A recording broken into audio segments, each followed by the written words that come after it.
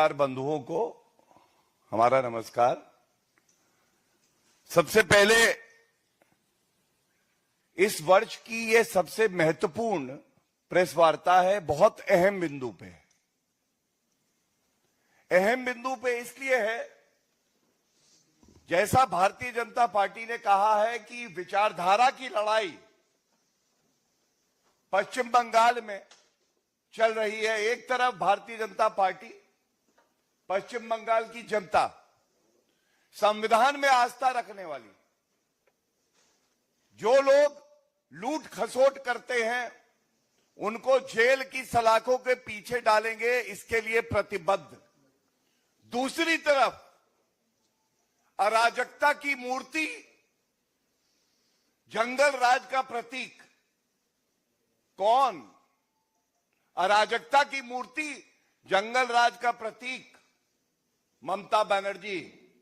और बड़े दुख से कहना पड़ता है, ये वो व्यक्ति है जो संविधान की शपथ लेता है, जो मुख्यमंत्री है पश्चिम बंगाल का, जो गृह मंत्री भी है। और आज ये प्रेस वार्ता, हम क्या कहते हैं, ममता बनर्जी क्या आरोप लगाती है, इस पे नहीं है। ये प्रेस वार्ता आज इस बात पे है कि सर्वोच्च न्यायालय से एक करारा झटका ममता बनर्जी को लगा है। और ये ऐसा झटका है जिससे स्पष्ट हो गया है जंगल राज कैसा होता है। जंगल राज बिल्कुल ममता राज जैसा होता है। और मैं विधिक पहलू पे और राजनीतिक पहलू पे हमारी पार्टी का पक्ष रखूं, उससे पहले मैं सर्वोच्च न्यायालय ने जो कहा है वो आपके समक्ष रखना चाहता हूं। आज जो सबसे बड़ी बात है, दूध का दूध और पानी का पानी हो गया है। हम सब ने देखा किस तरह से एक मुख्यमंत्री, जिसका दायित्व है, अगर संविधान पढ़े Mamata Banerjee, the state government is to aid and assist the investigating agencies of the centre. Aid and assist, उनके हाथ मजबूत करने थे ममता बनर्जी को। लेकिन ममता बनर्जी शुरुआत करते हैं इस तस्वीर से।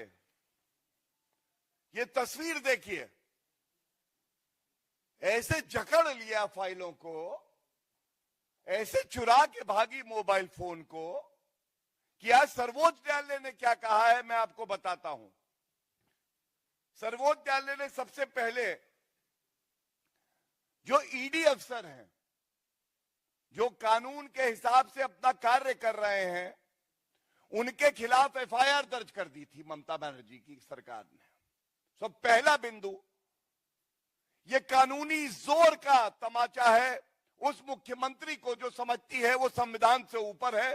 सर्वोच्च न्यायालय ने, किसी और ने नहीं, सर्वोच्च न्यायालय ने उन सभी एफआईआर पे रोक लगा दी है। दूसरी बड़ी बात, जिस तरह से ईडी के अधिकारियों को जो उनका कानूनी कार्य है उस कार्य करने से रोकने के लिए वर्दी प्रदर्शन कर रही है। आप सोचिए, पश्चिम बंगाल की पुलिस डीजीपी, कमिश्नर, ये लोग प्रदर्शन करते हैं तो सर्वोच्च न्यायालय की तीखी टिप्पणी आई है। और सर्वोच्च न्यायालय ने कहा है, क्या प्रदर्शन अब हाईकोर्ट के अंदर होंगे? जंतर मंतर बना दोगे आप हाईकोर्ट को? और इसका जो संदर्भ है वो भी मैं आपके समक्ष रखूंगा। इसके बाद अभी ऑर्डर आएगा, लेकिन जो रिपोर्टिंग हुई है मैं उसी से पढ़ रहा हूं। इस हियरिंग में ऑनरेबल सुप्रीम कोर्ट की बेंच, डिवीजन बेंच ने कहा, it is also directed that the FIRs registered against the ED officers shall remain stayed till the next date of hearing. FIR पे रोक। दूसरा, ये बहुत गंभीर मामला है. There are larger questions which emerge and if not answered shall lead to lawlessness. बड़े कानूनी प्रश्न उठ रहे हैं, संवैधानिक प्रश्न उठ रहे हैं, और अगर इसका उत्तर नहीं दिया गया तो अराजकता की स्थिति पैदा हो जाएगी. ये सर्वोच्च न्यायालय की खंडपीठ कहती है. If central agencies are working bona fide to probe a serious offense, a question arises, can they be obstructed by party activities? क्या ईडी, सीबीआई, सेंट्रल एजेंसीज जो हैं, इनको पार्टी के गुंडे आके टीएमसी के रोकेंगे? इनको स्टेट की पुलिस, जो कि ममता बनर्जी के आदेश का पालन कर रही है, क्या वो रोक सकते हैं? ये सवाल उठाया सर्वोच्च न्यायालय ने अपनी टिप्पणी में. तीसरा, having heard learned counsels, we are of the prima facie view that present plea has raised a serious issue relating to the investigation by ED and its interference by state agencies. Prima facie, प्रथम दृष्टया, police जिसको ED के हाथ मजबूत करने थे, क्योंकि ये 2742 करोड़ रुपए का जो घोटाला हुआ है उसकी प्रोब चल रही है, तो वही दखल कर रहे हैं, वही डरा रहे हैं, वही रोक विवेचना को रोक रहे हैं. ये कैसा जंगल राज है पश्चिम बंगाल में? ममता बनर्जी को उत्तर देना चाहिए. आज सर्वोच्च न्यायालय ने आईना दिखा दिया है. और इसके बाद बेंच कहती है इट इज ऑल्सो सबमिटेड, और ये बहुत अहम है. और ये लाइन मैं पढ़ूं उससे पहले मैं जरूर बताना चाहूंगा, एक पिटीशन हाईकोर्ट में फाइल हुई थी जो ऑल इंडिया तृणमूल कांग्रेस ने करी हाईकोर्ट में. तारीख नोट करिए, 9 तारीख को. 9 जनवरी को सुनवाई होने से पहले जो तृणमूल कांग्रेस का लीगल सेल है, ममता बनर्जी के इशारे पर व्हाट्सएप मैसेज भेजता है, जिसका संज्ञान आज सर्वोच्च न्यायालय ने लिया है, और कहता है सभी हाईकोर्ट पहुंच जाओ. गुंडागर्दी देखिए. हमारे देश की संवैधानिक उच्च न्यायालय को गुंडों से डराने का प्रयास करते हैं. और जो बात सर्वोच्च न्यायालय ने संज्ञान ली, उच्च न्यायालय क्या कहता है सुनिए. और इसीलिए पुनः कहूंगा, ये ममता बनर्जी जंगल राज का प्रतीक है, अराजकता की मूर्ति है. और जंगल राज कैसा होता है? बिल्कुल ममता राज जैसा होता है. This is what the Calcutta high court has to say in its order of 9 Jan 2026, and I am placing quoting from that order. The environment in the courtroom is not conducive to comments continue with the hearing. और इससे पहले जो कहा है, at this juncture a huge number of learned advocates as well as other persons enter the courtroom and create enormous disturbance and commotion. Several requests made by the court to maintain the decorum and the dignity of the court so that the matter can be taken up for consideration fell on deaf ears. मतलब WhatsApp से message भेजे गए, TMC के गुंडे court के अंदर आते हैं, माननीय न्यायाधीश को डराने का काम करते हैं, और जब निर्भीकता से कोई न्यायाधीश नहीं डरता है तो वहां इतना शोरगुल हल्ला मचाते हैं कि उच्च न्यायालय को अपने आदेश में कहना पड़ता है जो वातावरण अभी यहां बना हुआ है ये शांतिपूर्वक सुनवाई के लिए उचित नहीं है. ये पेशे से वकील हूं, वरिष्ठ अधिवक्ता हूं, 22 साल की वकालत में मैं बता सकता हूं, मैंने ऐसा नहीं देखा कि कोर्ट रूम के अंदर नारे लगाए जाए, अराजकता हो. और ये सारा का सारा जो तार जुड़ता है ये केवल एक व्यक्ति से जुड़ता है जिसने कसम खाई संविधान की रक्षा करने की, और आज तार तार कर रही है, अराजकता फैला रही है, और उस व्यक्ति का नाम है ममता बनर्जी.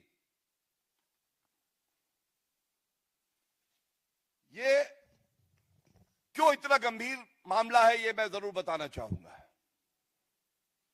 ये जो फाइल पकड़कर ममता बनर्जी खड़ी हैं, ये पूरा देश और पश्चिम बंगाल की जनता आज कह रही है तुम इतना जो छुपा रही हो ममता बनर्जी, तुम इतना जो छुपा रही हो, क्या डर है जिसे दबा रही हो? ये क्या डर है कि ये फाइल अगर ईडी के हाथ लग जाती तो आपको चिंता हो जाती?